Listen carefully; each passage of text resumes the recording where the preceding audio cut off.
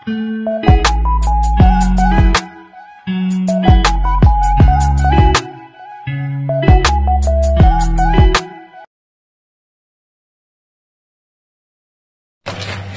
evening! Ganito pala yung paggawa ng burong mustasa.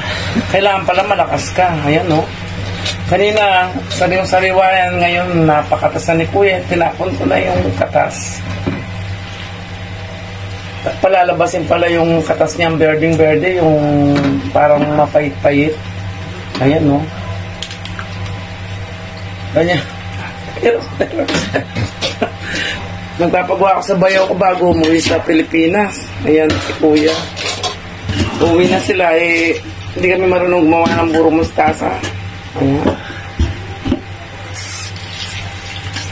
Tapos, hugasan pala niya.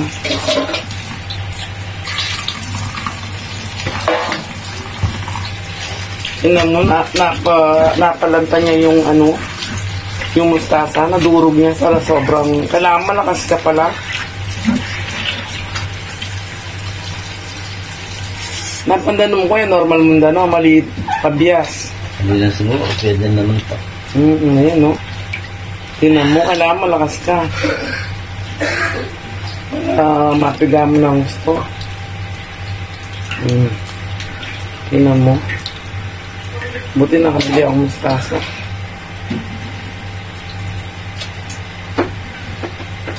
Larapang bandagol. Ayun, yan pala ang tubig. Dinagyan na niya ng asin. Ayan, dinagyan niya ng asin yung tubig.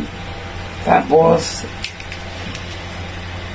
ganyan niya. Ayan.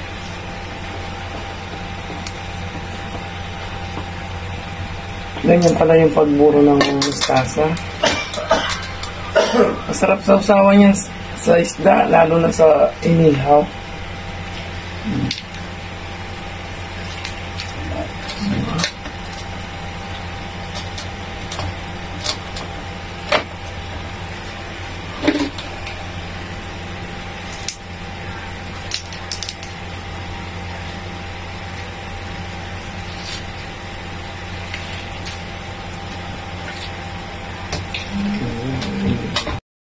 Good evening!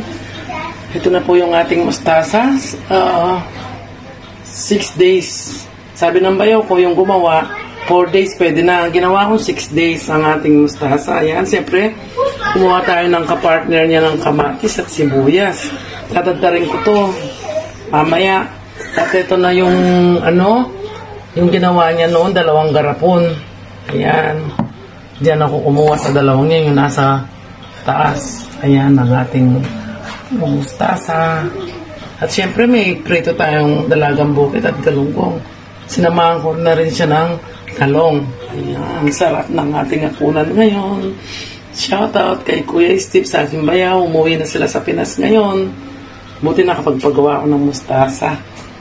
Kain na tayo.